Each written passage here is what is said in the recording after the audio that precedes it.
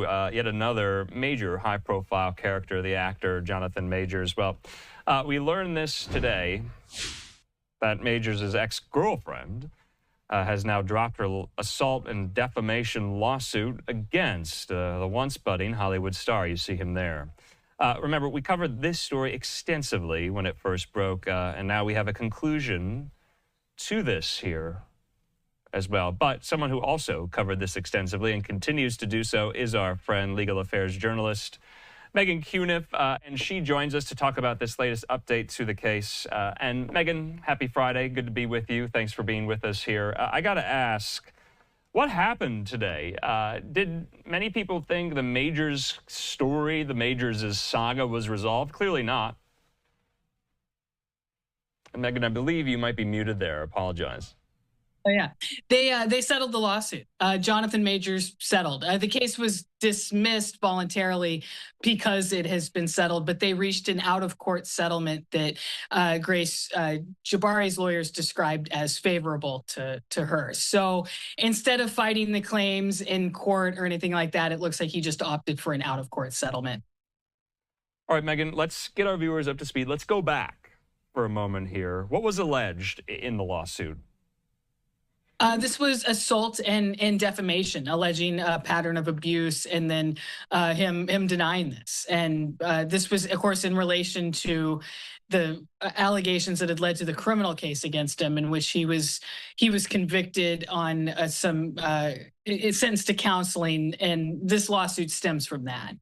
It stems from the same type of abuse that was alleged in the criminal case, I should say. I see. Well, we haven't seen him in Hollywood since the allegations surfaced. We know he was dropped by many of the studios he was set to do films for here. Any chance that we're going to see some type of career rebound for Majors after this?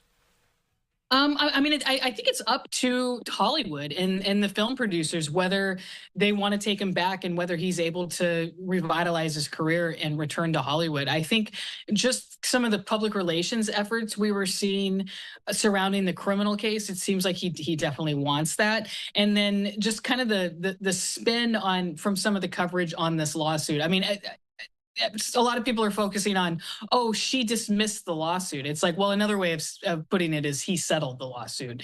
But I think there's always going to be kind of a war of words in this case over, what exactly happened. But the point is he was convicted by a jury and now he's settled the lawsuit. So whether in a few years from now, that's all just in the past and he's able to return to the big screen in Hollywood, I think that remains to be seen. Yeah, because I don't want it to get lost, just because, to your point, just because this was dismissed today, he was still convicted of assaulting his former girlfriend. So we'll just have to see, how short or long Hollywood's memory is, right?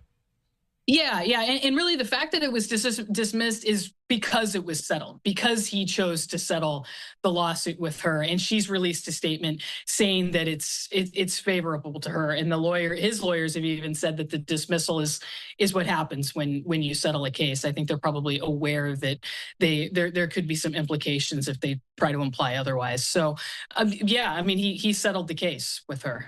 Yeah, Meghan, I just want to remind our viewers of some of this really damning video, and this is difficult to watch here, so viewer discretion is advised. This appeared and came to light during the trial here, and you posted this on your social media accounts here. Let's get more, though, into the lawsuit and the settlement. Grace Jabbari's attorney declined, though, to say how much the case was settled for, only saying it was settled favorably. So we haven't heard anything about the number here.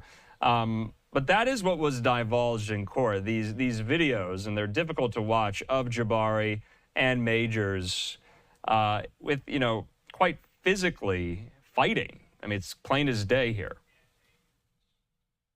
Yes, and this was evidence in his trial. There was, I'd have to look back on what exactly the verdict was, but I remember they were split on some things, but overall there was a conviction here, and then the lawsuit that she had settled as a result of this that alleged some pretty serious things. He settled that. I mean, I think it's rare that a lawsuit like that would actually go through the court process, and especially after a criminal conviction, and we would see a trial in that civil case. So I think them settling it out of court makes sense. And also the fact that she's able to release a statement saying that the lawsuit is favorable to her. I think like I said, there is a big online kind of PR thing surrounding Jonathan Majors in this case, but there's not, it's tough to spin this too much. I mean, they can focus on the fact that the lawsuit was dismissed, but the reason the lawsuit was dismissed is because he settled instead of fighting the claims. So.